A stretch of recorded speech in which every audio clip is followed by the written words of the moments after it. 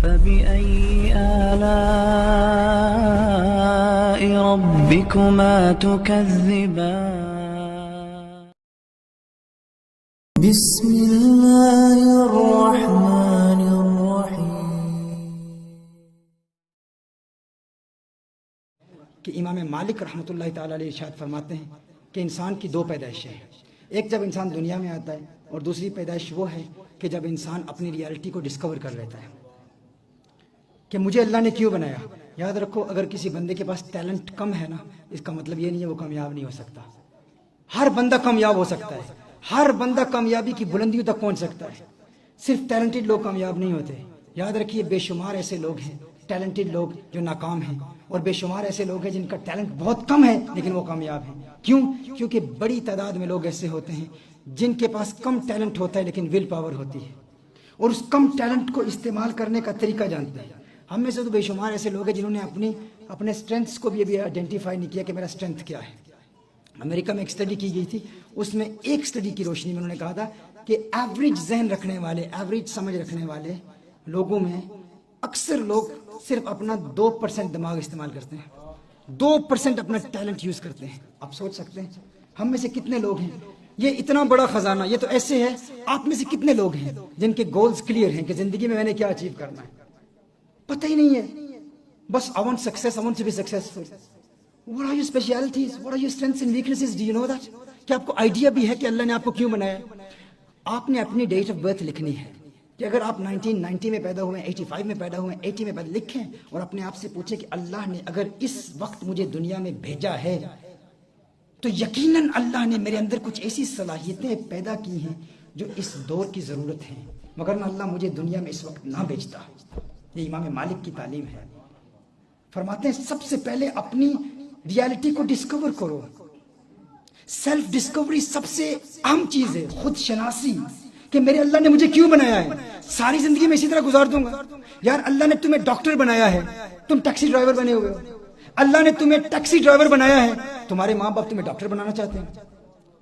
اللہ نے تمہیں business man بنایا ہے، تم فٹ بالر بننا چاہتے ہو، تم انجینئر بننا چاہ رہے ہو. اللہ نے تمہیں عالم بنایا ہے، تم ناتھان بننا چاہ رہے ہو. تمہیں پتہ ہی نہیں ہے کہ تمہیں اللہ نے کیوں بنایا ہے. کتنے لوگ اس دنیا میں آ کر چلے جاتے ہیں لیکن ابھی تک وہ سیلف ڈسکوری کے بنیادی مراحل بھی طے نہیں کرتے. انہیں پتہ ہی نہیں ہے میرے اللہ نے بنایا کیوں ہے. جس طرح میں نے بتایا امریکہ کی ایک اسٹڈی کے مطابق ایوریج ذہن کے لوگ 2% اپنا عقل یوز کرتے ہیں. اسی طرح احباب کیا کاریں نمایاں کر گئے. Where do I stand in the court of Allah? That's the question that we're asking ourselves. Where do I stand in the court of Allah? How close am I to Allah? ابن عطا اللہ سکندی فرماتے ہیں اس کا جواب یہ ہے، سب سے پہلے اپنے آپ سے یہ پوچھو آپ اپنی ترجیحات کی لسٹ میں اللہ کو کہاں رکھتے ہیں. Where is Allah in your eyes? Is Allah your first priority? جو بندہ نیند کو اللہ سے پیارا سمجھتا ہے، جو نیند قربان نہیں کر سکتا، وہ تو اللہ سے بہت دور ہے. جو فجر کے لیے اٹھ نہیں سکتا کیونکہ اسے نیند پیاری ہے، تو اللہ اس کی لسٹ میں کہاں ہے؟ تو یہ پوچھتا ہے کہ میں اللہ کے کتنا قریب ہوں. جو یہ پوچھتا ہے کہ میں اللہ کی بارگاہ میں کتنا قریب ہوں، کتنا دور ہوں، پہلے یہ پوچھو کہ اللہ تمہاری ترجیحات کی لسٹ میں کہاں ہے. کھانا حرام ہے، کوئی دیکھ نہیں رہا تو کھا لیتا ہے. حرام آنکھوں سے حرام ہو رہا ہے، کوئی دیکھ نہیں رہا تو کر لیتے. تو اللہ کہاں ہے؟ The presence of Allah, where does that stand in your eyes? جہاں آپ نے اللہ کو رکھا ہے، اللہ نے آپ کو وہیں رکھا ہے. اگر گناہ کا موقع ملتا ہے، آپ کچھ حرام دیکھ رہے ہیں، آپ کو اللہ فوراً یاد آ گیا اور آپ نے نہیں دیکھا تو پتہ چلا آپ اللہ کے قریب ہیں.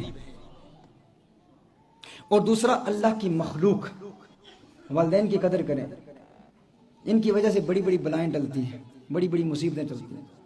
وہ جو بوڑھا شخص تمہارے گھر میں بیٹھا ہوا ایک ہی بات ریپیٹ کرتا رہتا ہے، ایک ہی بات ریپیٹ کرتا رہتا ہے، اور تم تنگ آ جاتے ہو. کیوں؟ بڑھاپے کا یہ تقاضا ہے نا، انسان تنگ آ جاتا ہے ان کی باتیں سنتے ہوئے. کیوں؟ بزرگوں کی عادت ہوتی ہے، انہوں نے باتیں ریپیٹ کرنی ہے. بزرگوں نے باتیں ریپیٹ کرنی ہے. جو ایک مرتبہ کہا، پھر دوسری مرتبہ، پھر تیسری مرتبہ. انسان کہتے ہیں یہ بابا وہی باتیں کرتا رہتا ہے، وہی ریپیٹ کرتا رہتا ہے، فضول باتیں کر رہا ہے. مجھے کام ہے بھائی، میری کمٹمنٹ ہے، میرا بینک کے ساتھ میری آج میٹنگ ہے، آج میرے گھر میں پولیس آ گئی تو پھر کیا ہوگا؟ میرے دشمن حملہ کر رہے ہیں، یہ بیٹھا باتیں کر رہا ہے، مجھے اس کے پاس اس کی باتیں سننی ہوتی ہیں. اس بندے کو پتہ نہیں اس بابے کی وجہ سے بڑی بڑی سختیاں ٹل رہی ہیں, بڑی بڑی مصیبتیں ٹل رہی ہیں. اچھا جب وہ بابا مر جاتا ہے نا, پھر انسان محسوس کرتا ہے کہ پہلے جب مصیبتیں آتی تھیں, تکلیفیں آتی تھیں, پریشانیاں آتی تھی, اچانک پریشانی آتی تھی ٹل جاتی تھی. انسان سمجھتا تھا میرے ایفرٹ کی وجہ سے, میری کیپیبلٹی کی وجہ سے, میری ایمبیشن کی وجہ سے, میری کوشش کی وجہ سے یہ پریشانیاں ٹل جاتی تھی. اس اللہ کے بندے کو پتا نہیں وہ تیری کوشش کی وجہ سے نہیں تھی, وہ تیرے گھر میں ایک بابا بیٹھا تھا, ایک بوڑھی عورت بیٹھی تھی, ایک بوڑھا شخص بیٹھا تھا جس کی تم نے قدر نہیں کی, لیکن صرف اس کے ہونے کی وجہ سے بڑی بڑی مصیبتیں ٹل جاتی تھی.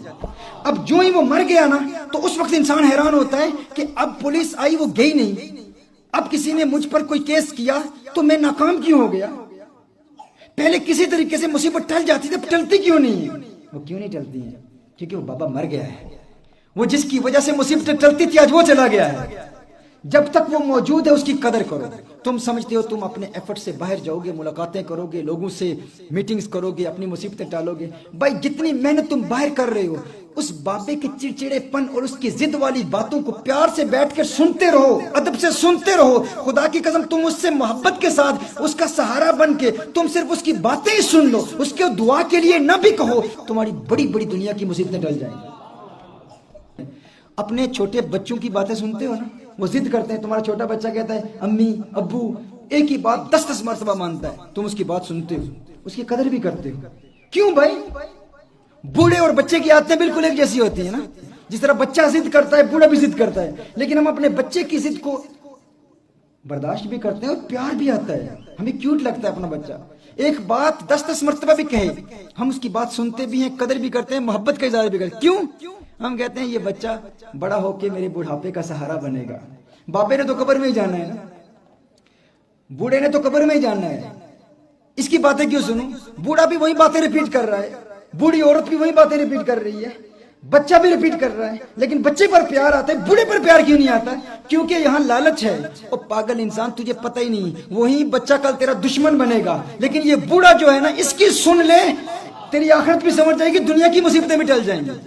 لیکن جو اس بوڑھے کی بات نہیں سنتا نا, اپنے بچے کی خدمت کرے گا, بچہ 10 مرتبہ ضد کرے, بار بار ضد پوری کرے گا, پھر دیکھو پھر وہ بچہ بھی بڑا ہو کے اپنے باپ کو پھر انگلیوں پر نچاتا ہے. وہ وہی سلوک کرتا ہے جو اس نے اپنے باپ سے کیا تھا.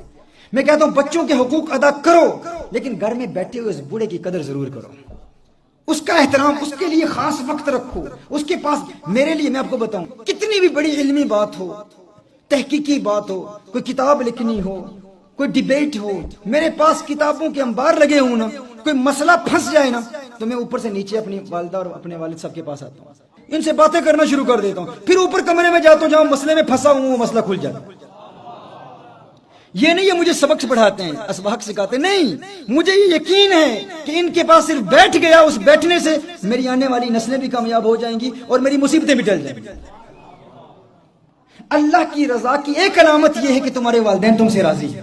یہ پوچھنا ہے اپنے آپ سے کہ میرا باپ مجھ سے راضی ہے یا نہیں, میری ماں مجھ سے راضی ہے یا نہیں, میرا دادا مجھ سے راضی ہے یا نہیں, میری دادی مجھ سے راضی ہے یا نہیں. یہ پوچھنا ہے اپنے آپ سے. So point number 2 was to refrain from mubah. Point number 3, تیسرا پوائنٹ کیا ہے؟ 4 رکعات. جب بھی گناہ ہو جائے 4 رکعتیں پڑھ لو. If a sin is committed immediately after 4 رکعات, یہ لازمی 2 رکعت توبہ, 2 رکعت شکرانہ, فوری طور پر make a commitment that you will do this. اس کے بڑے فائدے ہیں, اس کے فائدے میں پھر کبھی آپ کو بتاؤں گا, میرے لیکچرز اس پر, ہزاروں لوگ اس پر عمل کر رہے ہیں, الحمدللہ گناہوں سے بچ چکے ہیں. لیکن میک شیور اس ڈیڈیکیشن کے ساتھ اٹھو کہ کوئی گناہ ہو گیا 4 رکعتیں پڑھیں. پوائنٹ نمبر 4, رات سونے سے پہلے اپنا محاسبہ کرنا. One moment of contemplation reflecting upon your state is better than 60 years of worship. رات سونے سے قبل اپنے پورے دن کے اعمال کو یاد کریں اور اللہ کا شکر ادا کریں. آج فجر کی نماز ادا کی تھی, یا اللہ میں نے اپنی ہمت سے نہیں کی, تیرے کرم سے کی, یا اللہ تیرا شکر ادا کرتا ہوں. بس شکر ادا کرنا. آج میں نے اپنے والدین کو دیکھ کر میں مسکرایا تھا اور ایک حج مبرور کا ثواب حاصل کیا تھا. مولا اپنے ایفرٹ سے نہیں, تیرے کرم سے تھا, تیرا شکر ادا کرتا ہوں. آج میں نے صدقہ دیا تھا, یا اللہ تیرے کرم سے. آج میں نے قرآن پڑھا تھا, تیرے کرم سے. نیکیوں کو یاد کر کے اللہ کا شکر ادا کریں. اور دوسرا عمل, گناہوں اور فضول کاموں کو یاد کریں, اور خاص طور پر فضول کام جو آپ نے کیا ان کو لکھیں.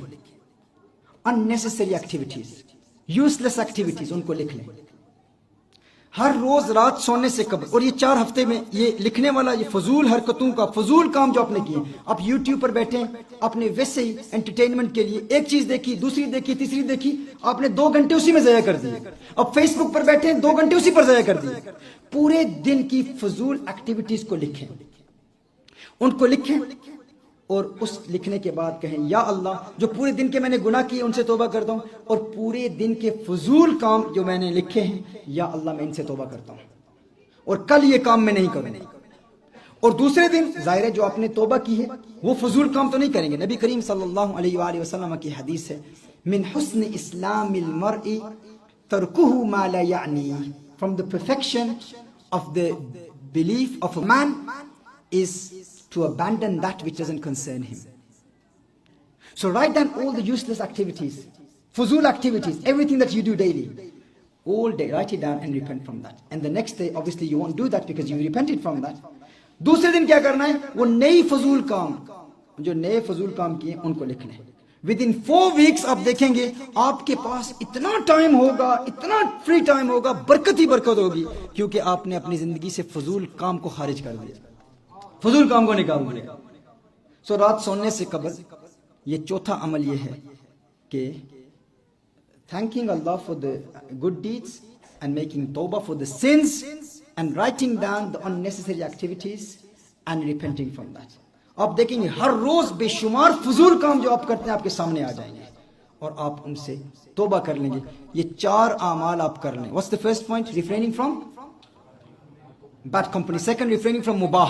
Third, the 4 rakah solution. یہ بہت عام ہے, یہ بہت عام ہے. شیطان ایک گناہ کرائے فوراً 4 رکعتیں پڑھیں, اس سے شیطان کو بہت تکلیف پہنچتی ہے. ایک وقت آئے گا آپ گناہ کرنے لگے, کرنے کے لیے بڑھیں گے, شیطان خود آپ کو روک لے گا, اوکے گناہ نہ کر, کیونکہ شیطان کو پتہ ہے اپنے 4 رکعتیں پڑھنی ہے.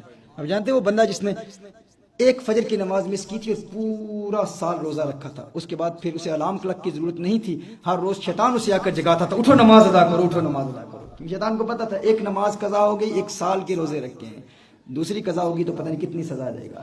تو اسی لیے کوئی گناہ ہو جائے تو 4 رکعتیں لازمی ہیں. یہ وہ 4 اعمال ہیں. What's the first amal? To refrain from bad company. And bad company is not only people, internet, social media, all of this, anything which is haram on social media. Refrain from that. And second point, mubah. Third, 4 rakahs. Fourth, every night before going to sleep, thank Allah Jalla wa Ala for the good deeds and make tawbah from the sins and write down all the unnecessary activities and make tawbah from all of them. ہر روز نئی نئی فضول چیزیں. 4 ہفتوں میں آپ دیکھیں گے ساری فضول چیزیں آپ کی زندگی سے ختم ہو جائیں گی. جب یہ آپ ان باتوں پر عمل کریں گے آپ دیکھیں گے آپ کے دل کی دنیا آباد ہوگی, آپ کا دل مسرت محسوس کرے گا, خوشی محسوس کرے گا, نیکیوں سے پیار ہوگا, اور پھر گناہ ہو جائے تو دل میں تکلیف محسوس ہوگی, اور اللہ کے پیاروں کی سنگت اختیار کریں. اللہ جل وعلا اس پیغام محبت کو عام کرنے کی توفیق عطا فرمائے. نبی کریم صلی اللہ علیہ وسلم کا سچا پیار عطا فرمائے.